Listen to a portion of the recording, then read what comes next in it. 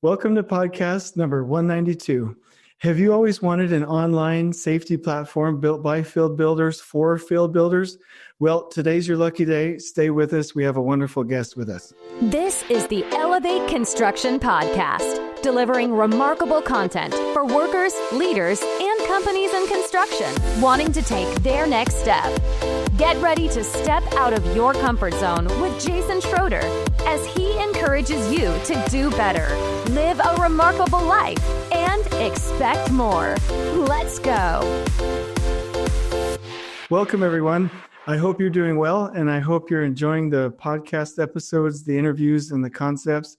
It's so much fun for me to participate in this podcast. We're getting a lot of really good feedback, a lot of people enjoying it on their way to work, and I'm so grateful for the way that this is scaling right now. And we've had some really cool guests, and so we have Kaitlin Frank with us here today from EMOD Safety. Kaitlin, anything you want to say as a welcome to our guest today? Just we're really excited to be here and have this conversation with you. Yeah, absolutely. So actually, just to break the ice a little bit, I was being a dirtbag. She reached out to me. Who was your partner that reached out to me? Was it Bobby or Chris? It was either Bobby or Chris. And I was, so you, Kaitlin, and I, we get bombarded with, that's not an excuse, but we get bombarded with stuff every day. And I was kind of, I missed 2 meetings, which is totally against the personal organization and responsibility and discipline podcast that I've done. And I just realized this application has sounds like it's going to go all the way. And so I had a moment where I repented of my sins and called you back. And it's been fantastic ever since. You did a demo for a company that I was working with and also one for me. And I didn't see a single thing in there that I hadn't been asking for years. Probably that's why you made it, right? It's the same thing for you. And I didn't see a single thing in there that freaked me out from a standpoint of it being too burdensome. You know what I mean? There's so many things out there where you're like, I'm not going to fill in 75 points of data entry. So I loved it. Anyway, so we're going to get started today. I told Kaitlin we're going to answer this question. I'm going to talk about what I'm excited about in life right now. So before this podcast, I've been spending most of the day and yesterday and the rest of this week finishing a book that I think we're going to call Elevating Takt Planning, which brings flow and rhythm and stability to our scheduling systems on project sites. And so really excited about that, hoping that's out in April. I think I'm going to get to do a webinar on the Lean blog webinar series and do a blog post. So I'm hoping it's ready by then. But that's what I'm excited about because so many people ask about Takt Planning and Last Planner and Scrum and things like that. And there just needs to be good information out there. So that's what I'm excited about. Kaitlin, what are you excited about in life right now? Anything in life? I would say, the past few years, I've been really trying to focus on our superintendents and how do we bring them up? How do we help support them? Everything always just seems so office focused and, our superintendents are on an island.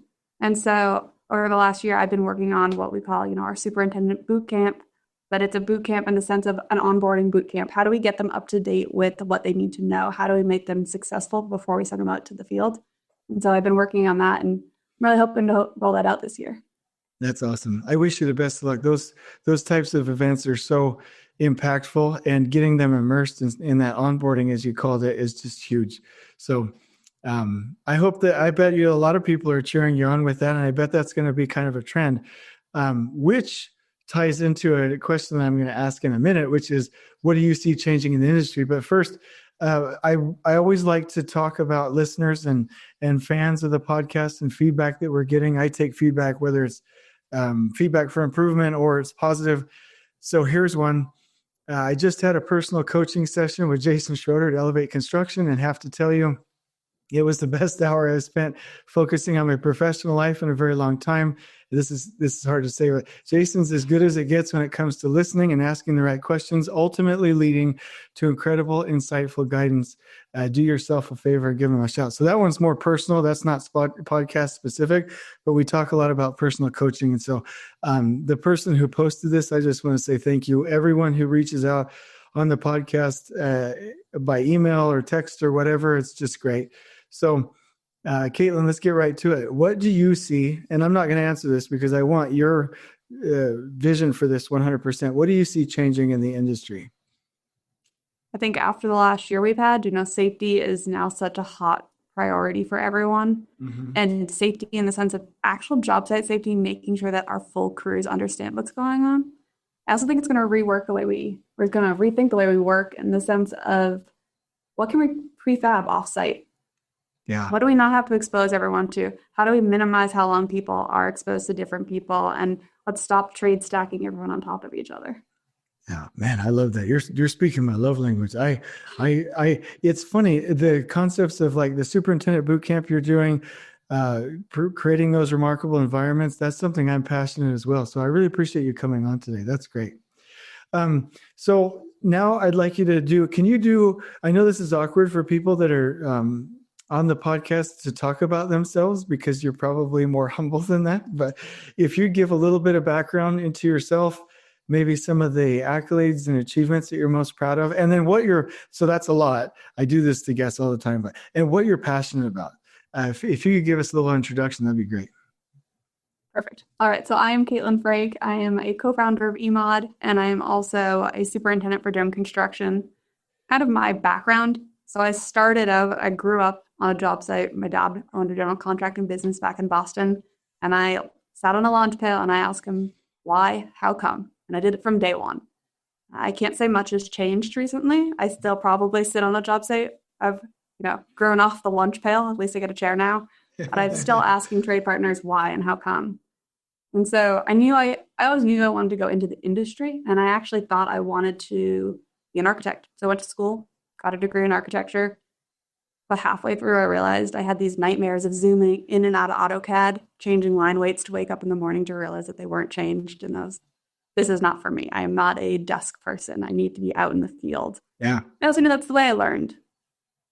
So I went back to school, got my master's in CM, and right out of school, just went right to the field. I knew that's where I belonged, where I felt most comfortable, where I could ask questions and actually see what was going on.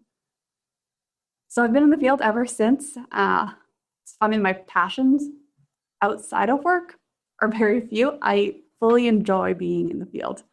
It's just, that's where I'm comfortable.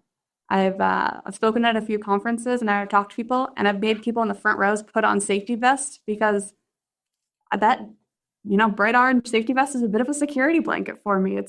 These are my people. I understand them. I understand the frustrations that they go through. And, I've worked my way up through the field, and I never thought I'd get to be a superintendent working on the level of projects it was so fast. That's all. And it's a wonderful experience because your passion, one of the things you were telling me before we signed on was the optimization of people in the field, right? In respect, go ahead. Sorry. Yeah. I was just going to say, everything going on in the world right now, everyone is struggling.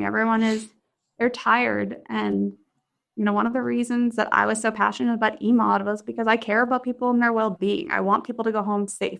You can go home dirty. You can go home tired, but I want them to go home safe. And I want to think about people in that manner.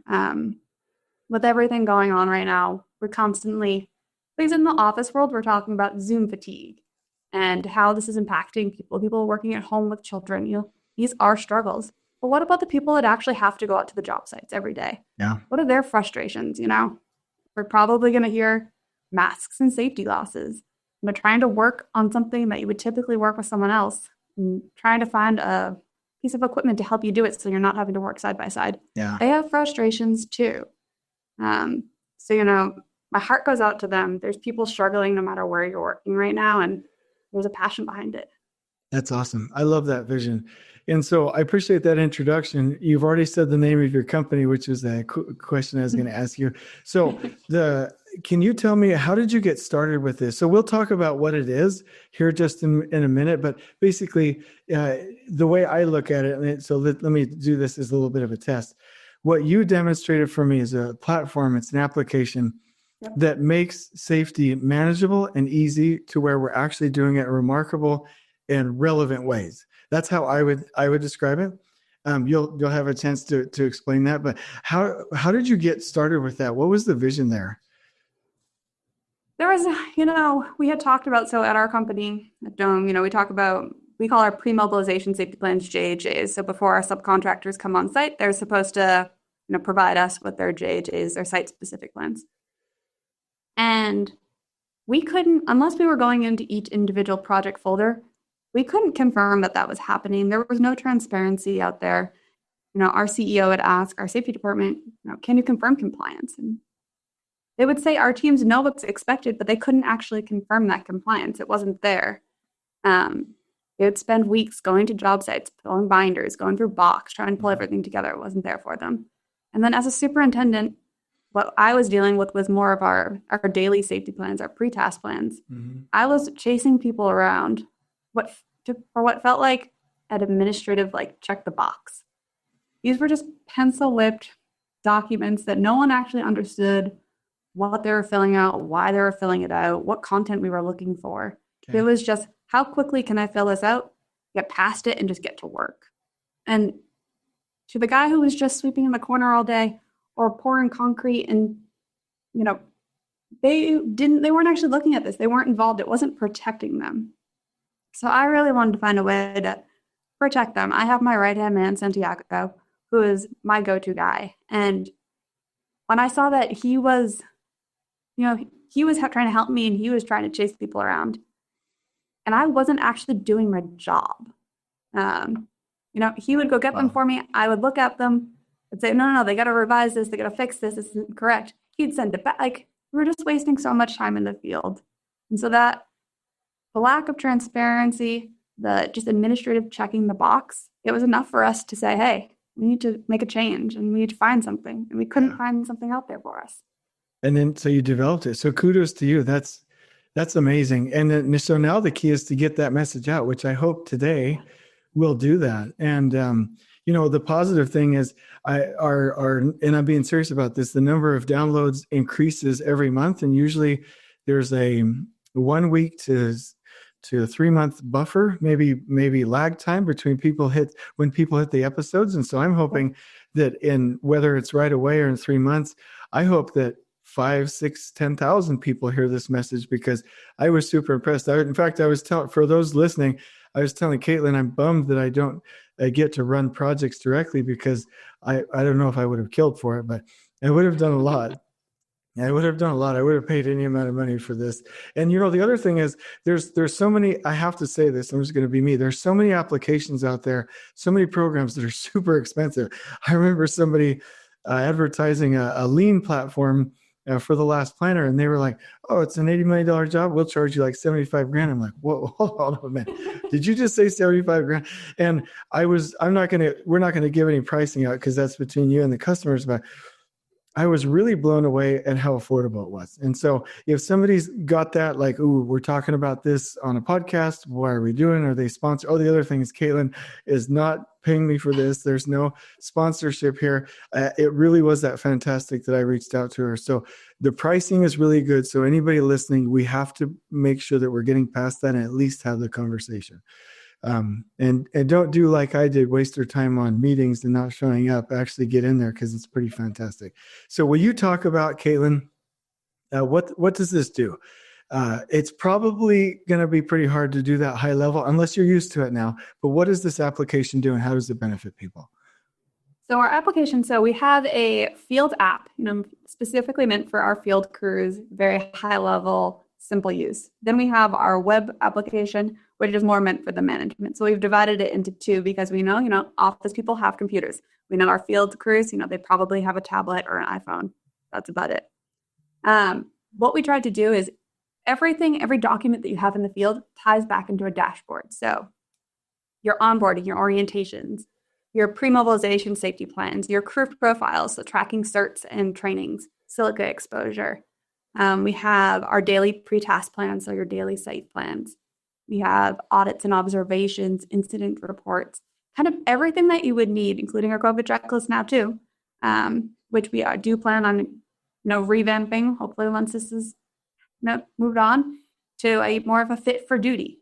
So we're trying to bring everything that you have in the field and bring it into one dashboard where you can utilize everything, look at it at a company level, looking at it at a project level, individual level, really break it down into multiple ways. I love that. And one of the things that I saw was, if you had some, and I'm not saying it's entirely like this, but if I had an actual physical piece of paper, right, that was a pre-task plan or silico exposure plan or the actual JHA for high risk operations. Sorry, I'm stumbling on myself. Then that's easy. It's right there directly. On a lot of applications, there's an entry form, 2 or 3 steps that you got to follow, and it's just not connected, right? When I looked at your interface, it's right there. It's intuitive, just like you would pick it up if it was an actual piece of paper. I thought it was pretty fantastic. And so let me just, and I'd like to see if this spawns any conversation on your end, and interrupt me, kick me on the shin if you want me to stop. But the reason it's important to me to talk about what you just brought up was we've all seen the studies where the effectiveness of the orientation, as that goes up, that accidents and recordables go down, right? Yeah. So a remarkable way to do onboarding and orientation, right? And then what happens next? If somebody's onboarded and they're ready to go to work, if the superintendent and the foreman don't know what they're qualified to do, you're going to send them to go install that type of deck form work or work on that walls, and they're not trained to do that. Were you going to say something? No, I'm just riffing over here. So what I'm saying is, like, if that could be easily, the crew composition, like you said, easily accessible, so that we have visual indicators, we have data showing what they're trained to do, so that nobody's sent into a situation that's impossible. Because even if there are workers that will speak up and say, hey, time out, I'm not qualified for that, it's like 10-20%, if that. Like, nobody's going to say, I'm not going to go do that. They're going to go do their best efforts because they get paid to, right? So that's fantastic. Pre-task plans, what a waste of time unless we actually do it right and they get audited. I mean, my goodness, in your system where they get filled out and immediately you have access and it's real time before they start the work or before they change the work or during the work as an audit, as a spot check, and they actually get done right, man, like, not only is that going to prevent the wasted time that we're expending right now, not doing it the right way with paper, but there are checks in there to see how we're doing so that we can keep that trend going. I could just go on and on. My point is this. I hate waste. And you know that about me, and I know that about you. Why do something if it's not going to be real? And so the way I see EMOD is it takes these processes which are needed, which have historically not been implemented, which workers now don't take seriously, and it puts it into a platform that is kind of like I say, it's as addictive as Facebook, useful as YouTube, and as quick as Wikipedia, right? I know there were 2 or 3 times where I was cutting you off there. What did you want to say in response? I'm sorry. I was going to say, when you talk about it's easy, the simplicity of it, when we test EMOD, we're not testing it with the most tech-savvy superintendents. We're testing it with laborers, with carpenters, with plumbers. We're going out to the field to actually say, where would you click next? We wanted to make sure that it was field friendly, and we really keep sticking to our guns of it was built for the field, by the field. Yeah. We don't want to be that next tech company that, doesn't know anything about our users. Our entire team for the most part is, we are contractors. Yeah. We have a DevOps team, but we are contractors at heart. So we use it day in and day out. And then we are also help building it more. So it's been really useful. I love that. Go ahead. When you were talking about pre-task plans, if I could only show you the things that I've been handed over the years, our pencil whipped, our CEO, his blood pressure must have gone through the roof. I brought in a whole binder of paper pre-task plans in the beginning of this to show him really what we were receiving in the field. And he thought I was joking. There's no way that people are actually filling this out. I had one person who just wrote 100% safe across the front of it. And he's like, here you go, good to go. Not the goal. Not the goal. And this answers a very specific question. Not only is this affordable, but I deal a lot with mid-sized general contractors, meaning I've worked with these mega companies, and mid-sized general contractors tend to like to do business with me, right? The big guys don't need me all the time. But working at Hensel Phelps, usually, like on a normal job, and I'm not bad mouthing, Hensel Phelps is a great company, but they'll have 13 people on a project site. from my experience, DPR would have 9 and other contractors would have 8 or 9, right? And the reason that Hensel Phelps had 13 is because we have an army of field engineers. And so I, on projects, got used to, we need pretest plans checked. You're in charge of level 1, 2, and 3. You're in charge of, the rest of the levels. You're on the site. Before 8 o'clock, I want them all checked. And if you have problems, come talk to me, right? And it was partially effective. It was as effective as you can be with paper. But there are so many people that don't have field engineers, don't know what they are, don't have the additional staff, have to do their own QC checks alone anyway, and don't have runners to go do that. So Exactly. This is a solution right here. And it is, and I would say it ties in perfectly with some of the things that I teach, not to ride on your coattails, but in the work orders, in the exhibits for the contracts or the work orders or the work authorizations, I usually have provisions in there that talk about the huddles, the last planner meetings, cleanliness, how we're going to deal with it, and that foremen need to have iPads or a form of technology to run these applications. So that's becoming more commonplace, right? Even though, to your point, they're not as adept at using them as we are, which I have to say in my mind is not a classist thing to say. They didn't go to university like a lot of people did. They're out there using the hands every day. They have different skills, but they're right here. They're equal to us. To your point, I love that you're making it easier for them where they live. Yeah. That's fantastic. So I'd like to ask you a question. So we've talked a little bit about so actually, let's just do a little bit of business. If somebody wanted to get more information, I'm sure you have a website. You can do a call as long as they're utilizing your time effectively. Yep. Where can they reach you to talk about this, to get more information? So you can go right to our website, emodsafety.com. And then we have a contact us form right there. You can also reach out to my email, kfrank@emodsafety.com. Okay, fantastic. When did we start this podcast? Has it already been 41 minutes? Oh my goodness. This time flies when you're having fun. So my challenge to the group, and we'll get to some more challenges here in just a minute, is please reach out to Kaitlin. They're fantastic people. They're high energy, love working with them, and also love the passion. So I've got 2 more questions before I get into the challenges and some of the more personal things of what I wanted to talk about. So where do you see yourself in this company in 5 years? You can change it, by the way, to 1, 3, 5, 15, whatever, but this has to happen. We need to support you in what you're doing. That's part of the reason why I called back after blowing this off for two times, because it was like, if anybody's going to make this, from what I've seen, EMOD's going to make this happen. We need to support this. Where do you see yourself being in 5 years, 3 years? Myself or the company? The company, both. Well, you're a big part. So let's pick one, whatever you want to say, you'll know best. Myself, I think I kind of mentioned it earlier. My goal was to become a superintendent. That's all I really wanted to be. And I was lucky enough to be taken under some of the greatest superintendent wings. And I made it there pretty fast, faster than I thought I would. And so, myself, now I'm transitioning out of this superintendent position into more of a learning and development field ops position. So I see myself there, but I see myself and EMOD, really growing and adapting to as construction does change. As soon as we think we know something, that's when we're in trouble. Mm-hmm. We're going to continue to have to adapt. We're going to have to grow. We are always focused on best practices. So as we continue to focus on best practices, and the more and more people we meet, they have these small little tweaks that we can make to help make safety.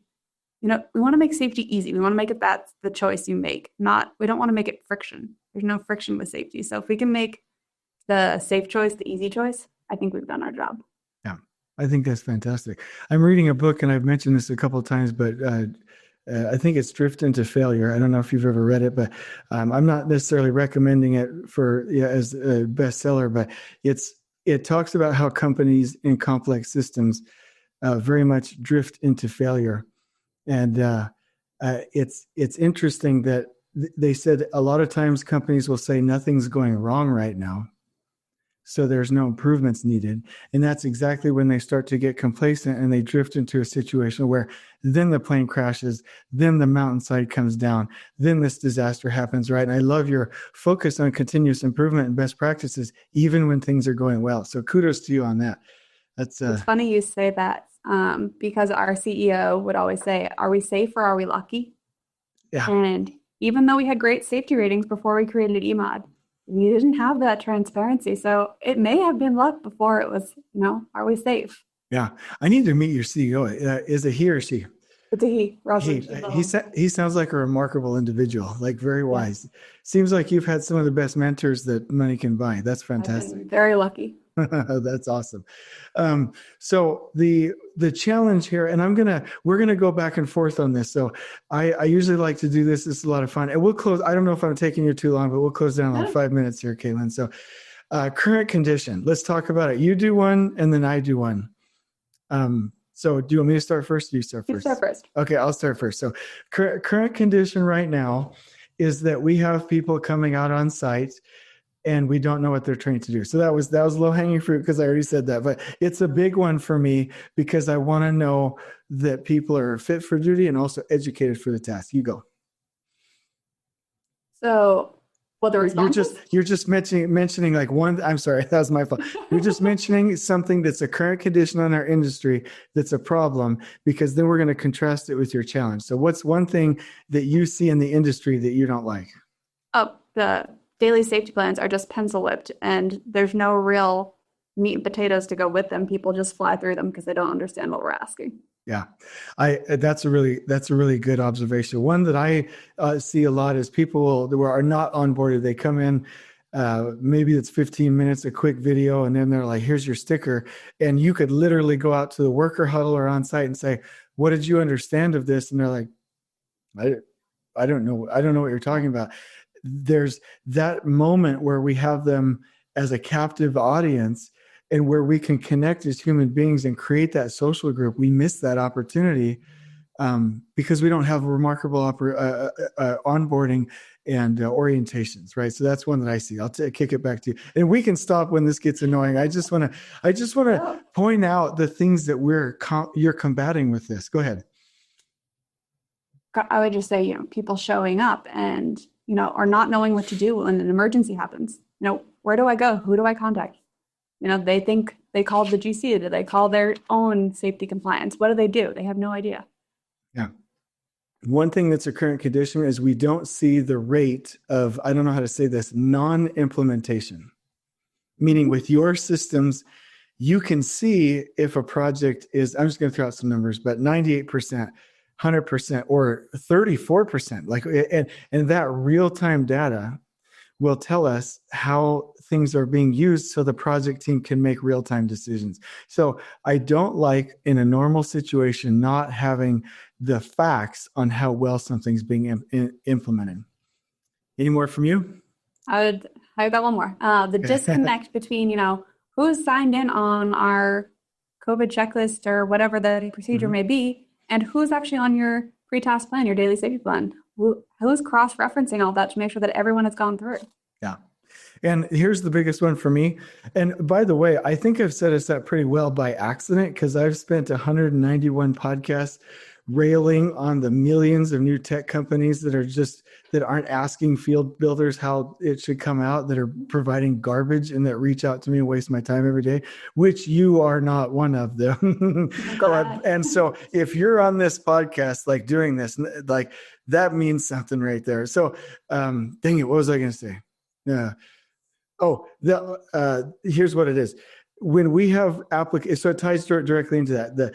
The applications out there that are so focused on gathering data, and they're so complex that we lose the real-time behavioral changes that we're attempting in the field real-time with other human beings. Meaning, if I get this project management software and they're like, oh, okay, I've got a quality or safety observation tool, and I've got to click through 74 different, that's an exaggeration. I've got to click through, so we counted them once, 14 different data fields, which are dependent and hard to use, and it's not easy, for the sake of collecting data, so that can go to somebody in corporate where no decisions are made and no real feedback loop is there.